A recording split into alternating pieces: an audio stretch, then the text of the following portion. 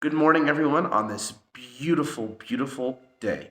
Uh, we have just started our series on Moses with these kids and walking through his life and what it meant for him to be a hero, even though he was just an ordinary man. And I'm super looking forward to everything that these kids are going to be able to get out of this. But I am also so excited to look at what all of us are going to be able to get out of what we're going through with crucial conversations, with understanding how to communicate with each other better. If you haven't seen the previous videos, go back and watch those. We've covered through chapter 1, and we're going to be going through chapter 2 today, which is just a full chapter there. It's a little more than we've been doing, but we're going to keep pushing through this and see everything that's there. The last couple weeks, we've really been laying the foundation for what a crucial conversation is, what a normal person does when they come into these moments that they have to have what we consider a crucial conversation, which is a conversation where the tension is high, our opinions are different from each other, and our emotions are running wild. And these happen very, very frequently. They happen to us every day to varying degrees, and sometimes they completely change everything in our lives. Last week, we talked about the fact that most of us, we tend to go at these conversations in one of two ways. Either we stay silent, we don't share what we wanted to share, our opinion is never voiced, or we kind of go into attack mode. We flight, we run away, or we fight. And neither one of those is a good option, and neither one of those really accomplishes anything. In one instance, your opinion isn't shared, and you weren't able to give anything to the conversation. And in the other way, you have dominated the conversation to the point where nobody else is heard. And this also is to varying degrees. Sometimes it's complete, sometimes it's really, really minute, but when it builds up over time with these people, with these conversations, it really, really damages. Today we're talking about chapter 2 and two very, very specific things. When we're going through these conversations, like I said, most of us tend to either fight or flight, and that leads to what is called the fool's choice. Now, the fool's choice to us says, I either have to fight or flee. I have to do one of the two. And I'll break it down this way. So you have a kid come up to you and they ask you about Santa Claus and if he's real. Now, in that very moment, and that is a crucial conversation, your opinions are varied, the emotions are different, and you could affect what's going on in this kid's life just by answering the simple question about Santa Claus. And if you say in truth, oh, Santa Claus isn't real, well, you've just burst their entire bubble. And if you go on the other side, then you've let them continue to believe a lie. Looking at with our grandmother's cooking, and they bring this up in the book of the first time your grandma hands you something that does not sound delicious, like collard greens or Brussels sprout pie. They hand you it, and you have that option in that moment to either say, ew, grandma, this is disgusting, and to see the pain and the hurt in her because you rejected what she was giving you, or to kind of like lie to her just to make face or say nothing and just quietly eat the pie. And the thing is those aren't our two choices. We don't just have the choices to attack, to tell the truth and nothing but the truth and just lay it all out there. And we also don't have to not say anything and just leave it there. If we don't share with grandma that, this isn't really our favorite, then we're just going to keep getting Brussels sprout pie. And that's not good. None of us want to continually be eating Brussels sprout pie. And the fool's choice really only happens when we don't have a shared pool of meaning.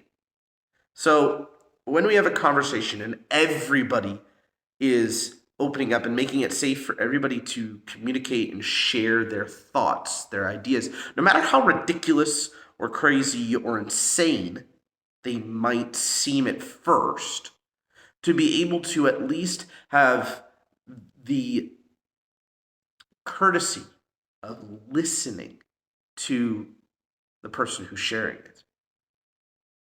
It creates a shared pool of meaning because now not only do you know what you think and your opinions are and what you care about, but you have let the other person do the same thing. And because of that, you now understand them, and now you have a shared pool of meaning. You've dipped your toes into their pool, into their mind to understand what they're looking for.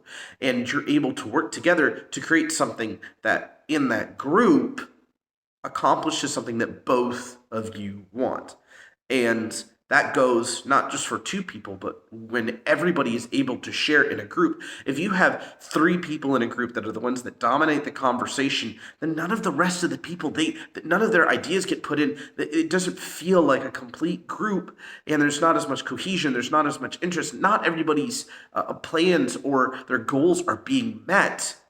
And everybody comes and joins a group for different reasons. Every single one of us working with kids here at the Kids Church, we all help for different reasons. Some of us, it's because we're parents. Some of us, it's because we love to spend time with these kids and we want to help them to understand who Jesus is. For some of us, it's just been something we've done for a long time, and we know that we're good at it, and we know that it's something that we can help in. Every single one of us, even in that, has a very different thing that we are trying to accomplish. And if that's never put out, how are we supposed to help each other? How am I supposed to help the person that wants the kids to learn Bible verses specifically? Just like that's all they want to end up out of the nights if they never share that.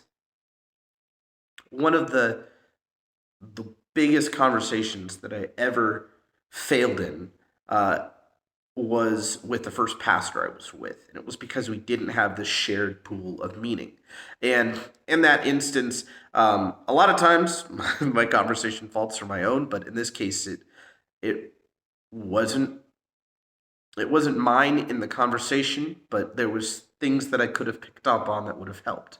In the first church I was at, my area to work, my desk was just in a lobby room, and it was right off the entrance as people came in, and I would just set up at a table there, and I love to listen to music while I work, and there was a sound box right there, and the room was hooked up to sound. It was the room I used for youth.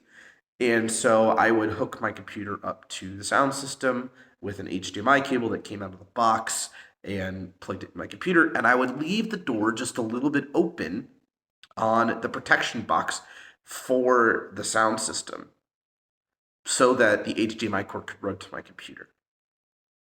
And I didn't think anything of this.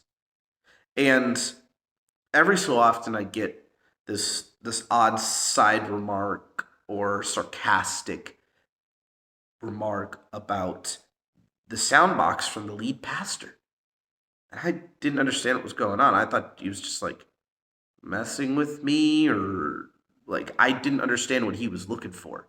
And it got to the point, I was there starting in June, and we were great up until the middle of October. And from October all the way until almost Christmas, there was trouble between the two of us, conversation wise, and I didn't understand why until one day he finally just burst and let everything he'd been holding in out. He hadn't been sharing. He had decided that he was just going to remain quiet, that he wasn't going to spill all this out, especially since I was new on the staff and he wanted to make everything work there. And he decided to not share what that box meant to him. And to me, it meant not a whole lot. To me, it was, this is a tool for using for the youth room, and it's also a way that I'm able to help myself work. And that's it. And there wasn't any part of me that cared about the security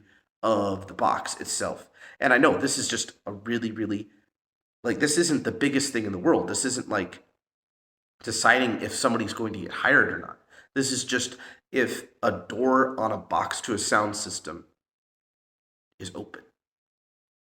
And it was eating him up because he had taken the time and the effort to not just get to that sound equipment, but install it in that room. And to him, it was almost like there was a personal ownership of that. He never wanted to see it get damaged. That's why it was so protected in the room that it was in.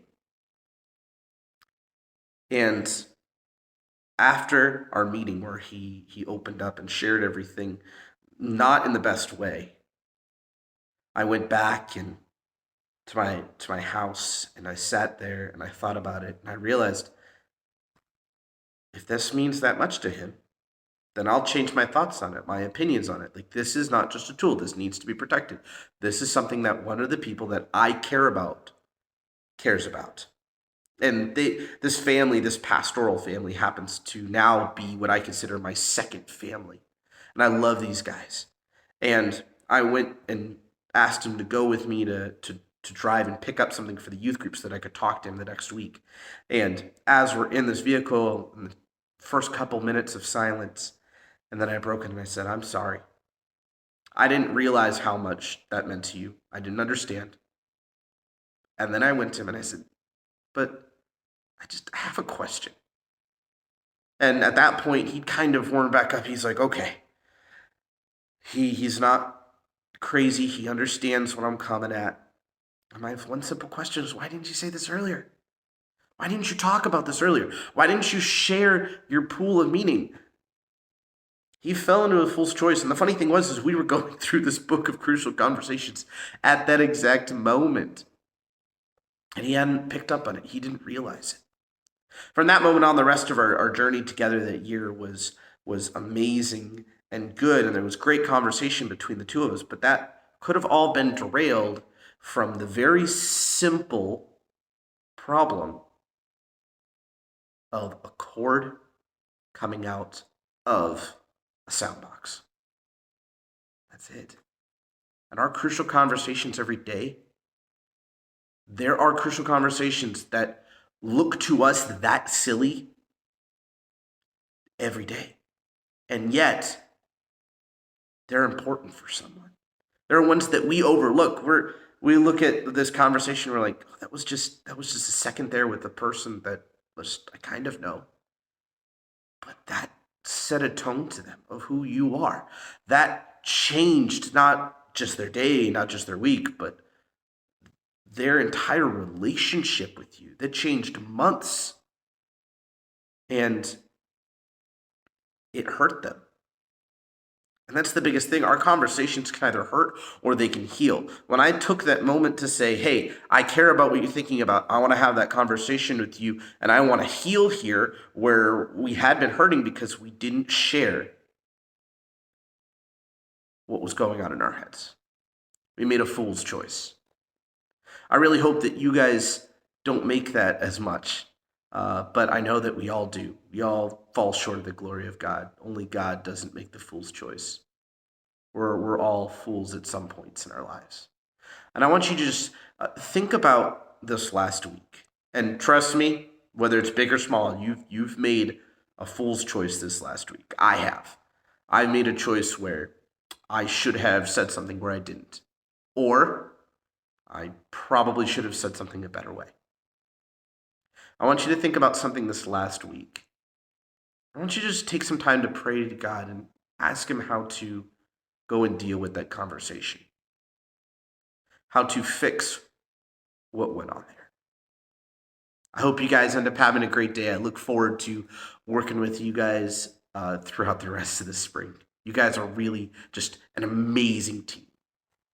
Thanks. Have a great day.